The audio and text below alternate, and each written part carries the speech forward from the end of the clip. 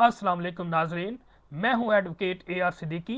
उम्मीद करता हूं आप सब खैरियत से होंगे। नाज़रीन, आज के वीलाग में मैं मजमूए ज़ाब्ता फ़ौजदारी 1898 की 3 अहम दफ़ात पर बात करूंगा, जिसका ताल्लुक ना सिर्फ वकला और लॉ स्टूडेंट के साथ होता है, बल्कि हर उस शख्स का जिसका कभी ना कभी डायरेक्टली और इनडायरेक्टली किसी क्रिमिनल मुकदमा से वास्ता पड़ा हो, या फिर उसके किसी फैमिली मेम्बर, किथ एंड किन या फ्रेंड का वास्ता पड़ा हो। नाज़रीन, मैं समझता हूँ कि ये 3 जो मैं सेक्शंस को डिस्कस करने जा रहा हूँ, इसका हर शख्स को मालूम होना चाहिए, क्योंकि जनरल लॉ, चाहे वो सिविल जनरल लॉ हो या क्रिमिनल जनरल लॉ हो, इसकी आगाही हर शख्स का इम्पोर्टेंट है, ताकि कभी ऐसी सिचुएशन हो तो उसे बेसिक लॉ का पता हो। तो नाज़रीन, मैं बात करूँगा CRPC की दफ़ा 161, 164 और 512। जो 161 है, उसे हरफ आम में या सादा अल्फाज में अक्सर ये आपने सुना होगा 161 बयान, या फिर 164 को हम 164 बयान कहते हैं, जो कि लोगों को पता है मजिस्ट्रेट के सामने बयान दिया जाता है। तो इन 3 दफ़ात को हम डिस्कस करते हैं, लेकिन आपसे एट दिस स्टेज रिक्वेस्ट है कि आप मेरे चैनल्स को लाइक करें, सब्सक्राइब करें, बेल आइकन को ज़रूर प्रेस करें, ताकि मेरे वीलॉग का नोटिफिकेशन आपको रेगुलर मिलता रहे। नाज़रीन, सबसे पहले हम 161 का बयान को समझने की कोशिश करते हैं। सबसे पहले जो लॉ सेट्स इनटू मोशन, वो रजिस्ट्रेशन ऑफ FIR पर होती है। जब FIR दर्ज हो जाती है तो एक SHO जो है वो तफ्तीशी ऑफिसर अपॉइंट करता है, जिसे हम IO कहते हैं। और IO जो है वो कलेक्ट करता है एविडेंस को, वो मौके पे जाता है, वो रिकवरी करता है मुख्तलिफ चीज़ों की, और वो बयानात लेता है। अब जो रिकवरी जब करता है, तो फिर रिकवरी विटनेस के वो बयानात लेता है, इसके साथ साथ जो आई विटनेसेस है उसके बयानात लेता है। फिर इसके साथ जब रिकवरी करके वो थाने में मुहर्रर मालखाना को देता है, उसके बयान लेता है। फिर मुहर्रर मालखाना किस किस को देता है या फिर डॉकेट तैयार करता है, उसके बयानात लेता है। फिर जो ले के जाता है, मिसाल के तौर पे अगर उसने फॉरेंसिक करवाना है, केमिकल करवाना है, बैलिस्टिक मुख्तलिफ किस्म के टेस्ट करवाने हैं, तो वो ज़ाहिर है किसी कांस्टेबल, हेड कांस्टेबल के ज़रिए देता है, फिर उसके बयानात लेता है। मुख्तसर ये है कि तफ्तीश की को कंप्लीट करने के लिए, एविडेंस को कलेक्ट करने के लिए वो जहाँ जहाँ लेता है और बयानात लेता है, वो 161 के स्टेटमेंट के ज़रिए लेता है। इसका मतलब ये है, टू रीच और टू कलेक्ट द एविडेंस, जितने भी वो बयानात लेता है, स्टेटमेंट लेता है, उसको आप 161 के तहत वो बयान लेता है, ताकि वो तफ्तीश मुकम्मल करके ट्रायल कोर्ट को भेज सके। अब नाज़रीन, ये जो बयानात 161 का लिया जाता है, हम देखते हैं कि ये एडमिसिबल किस हद तक है। तो सबसे पहले जहन में रखिएगा, जब ये जितनी भी स्टेटमेंट 161 का लेता है, तो उसमें दस्तखत करने की किसी विटनेस को ज़रूरत नहीं होती, नंबर 1। इसके अलावा ना अंगूठा लगाने की ज़रूरत होती है। इसके साथ साथ ये बिला हलफ होता है, यानी कि आपको हलफ देने की, अगर आप मिसाल के तौर पे एक गवाह बन रहे हैं, तो आपके जहन में होना चाहिए कि आपको ना दस्तखत करने की ज़रूरत है, ना अंगूठा लगाने की ज़रूरत है, ना आपसे वो तफ्तीशी हलफ ले सकता है। इसके साथ साथ तफ्तीशी आपसे क्रॉस एग्जामिन भी नहीं कर सकता। मुख्तसर ये कि वो अपने हाथ से ही लिखेगा, आपने जो बयान देना वो लिख दिया, दैट इज़ सफिशेंट। तो मुख्तसर ये है कि अब ये जब स्टेटमेंट करके फॉर एग्जांपल चालान अंडर 173 वो कर देता है, तो ये किस लिए इस्तेमाल होता है? सबसे पहले, ये प्राइमरी एविडेंस नहीं है, इवन ये एडमिसिबल एविडेंस भी नहीं है, लेकिन ये कोरोबोरेटिव एविडेंस हो सकता है, या फिर कंट्राडिक्शन के लिए। कोरोबोरेटिव एविडेंस प्रोसिक्यूशन के लिए होता है। मिसाल के तौर पर प्रोसिक्यूशन ने जब अपना जो एलिगेशन लगाया है या चार्ज लगाया है एक्यूज के खिलाफ, उसे साबित करने के लिए विटनेस को प्रोड्यूस किया जाता है, तो फिर वो कोरोबोरेट करता है कि ये बयान है, ये है, और बाकी एविडेंस के ज़रिए पता लगता है कि इसका बयान दुरुस्त नज़र आता है।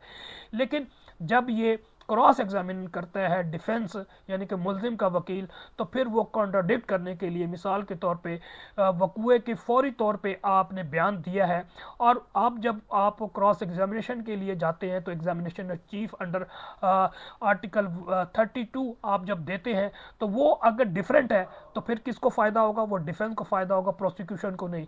समटाइम ऐसा होता है कि जो गवाह है, जब वहाँ एग्जामिनेशन चीफ देता है, वो टोटली डिफरेंट दे देता है, तो फिर वो प्रोसिक्यूशन का केस ख़राब कर देता है। और ऐसी सिचुएशन में फिर कानून शहादत के मुताबिक जो प्रोसिक्यूशन है वो जज साहब से परमिशन करके उसको हॉस्टाइल डिक्लेयर कर देती है। बहरहाल मैं डिटेल में नहीं जाना चाहता, मुख्तसर ये है कि ये जो है बेसिक चीज़ होती है, ये प्राइमरी एविडेंस नहीं है, लेकिन ये कॉरोबरेटिव या फिर उसको कंट्राडिक्ट करने के लिए किया जा सकता है। और फिर ये बयान आईओ के सामने दिया जाता है, जज के सामने नहीं देता, ना फिर किसी जुडिशियल मजिस्ट्रेट या एग्जीक्यूटिव मजिस्ट्रेट के सामने दिया जाता है।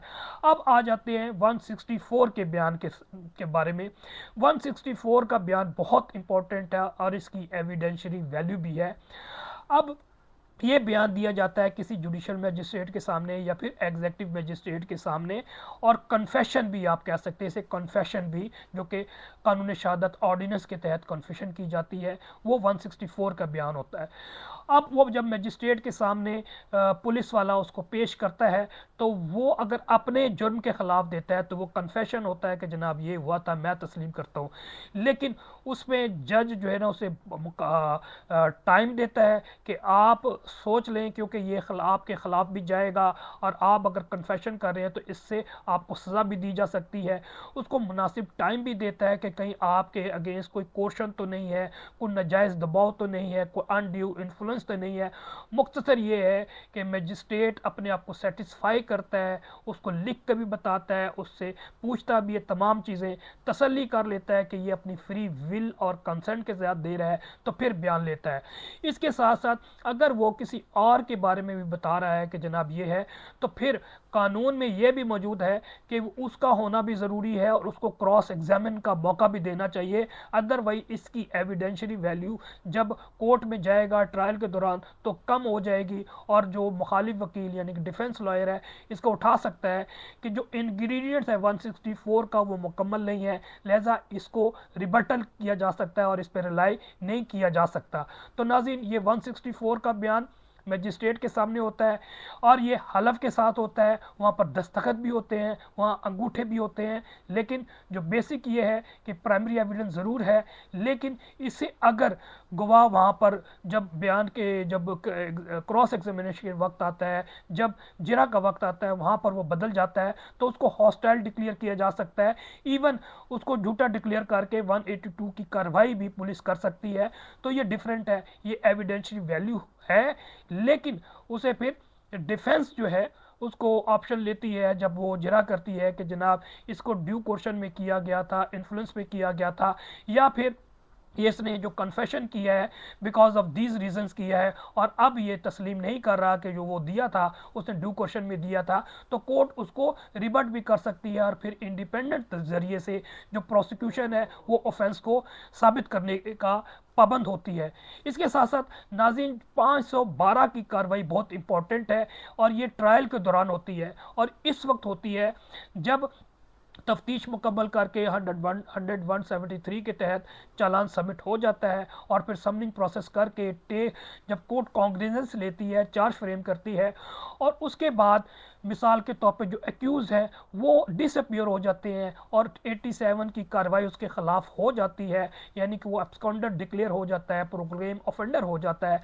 तो फिर कोर्ट देखती है कि अगर हम इसको इंडेफिनिट पीरियड के लिए चलाएंगे तो जो गवाह है वो गवाही ज़ाया होने के चांसेस ज़्यादा हैं, तो फिर जितने भी विटनेसेस होते हैं वो 512 के तहत उनकी गवाही जो एग्जामिनेशन ऑफ चीफ है वो रिकॉर्ड कर लेते हैं, ताकि ये गवाही ज़ाया ना हो, और जब एक्यूज़ गिरफ्तार हो तो फिर क्रॉस एग्जामिनेशन, क्योंकि क्रॉस एग्जामिनेशन होना ज़रूरी है, वो डिफेंस ही कर सकती है, क्योंकि वो अलग डिबेट है कि जनाब क्या एक्यूज़ की एब्सेंस में सज़ा दी जा सकती है और क्रॉस एग्जामिनेशन के बगैर उसको सज़ा दी जा सकती है, जो कि सेक्शन ज़ात फे का 353 है वो बहुत इंपॉर्टेंट है, फिर 342 बहुत इंपॉर्टेंट है। इसके अलावा जो ट्रायल के जो सेक्शन है 242 CRPC बहुत इंपॉर्टेंट है, ये 265 एफ इम्पॉर्टेंट है कि एब्सेंशिया में ट्रायल तो चलाया जा सकता है लेकिन सज़ा नहीं दी जा सकती,